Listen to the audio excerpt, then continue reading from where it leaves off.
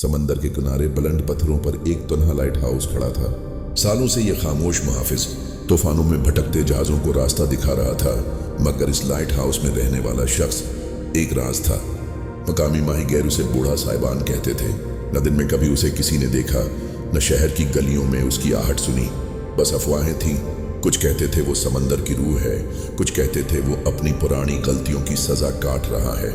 तूफानी रातों में जब बादल गरजते, हवाएं चीखते और लहरें चट्टानों से टकरा कर बिखरते, तब लाइट हाउस से एक अनोखी रोशनी निकलती, कभी नीली, कभी सब्ज और कभी खून की तरह सरख। मलाहों का मानना था कि ये रोशनी उन्हें महफूज रास्ता दिखाती है, मगर इस रोशनी में एक अजीब सी उदासी छिपी होती, एक ऐसी कहानी जो अल्फाज में नहीं समाती। एक रात समंदर गजबनाक था। नौजवान माहीगीर आदिल की कश्ती तूफान में फंस गई। बारिश तेज हो चुकी थी, बजली चमक रही थी। आदिल बेबस था जब अचानक उसे दूर एक मध्यम नीली रोशनी नजर आई। उम्मीद की आखिरी करण के साथ उसने अपनी टूटी कश्ती उस रोशनी की तरफ बढ़ाई। लाइट हाउस करीब आता गया और वो सायादार खिड़की पर बूढ़े साहिबान की झलक देख पाया, मगर उसका चेहरा अंधेरे में छुपा हुआ था। आदिल ने मदद के लिए चीखने की कोशिश की, लेकिन हुआ ने उसकी आवाज निगल ली।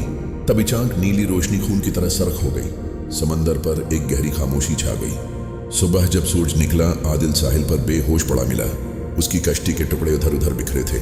जब होश आया, वो बस इतना याद कर सका, नीली रोशनी, सरख रोशनी और बूढ़ा साहिबान, एक धुंधला सा ख्वाब। आज भी जब तूफानी रातों में लाइट हाउस से प्रासरार रोशनी निकलती है, माहीगीर सरगोशियों में बूढ़े साहिबान का जिक्र करते हैं। कहीं वो एक रूह है या एक बदरूह, कोई नहीं जानता। बस ये जानते हैं कि इस तन्हा लाइट हाउस में कुछ ऐसा है जो इस दुनिया से नहीं।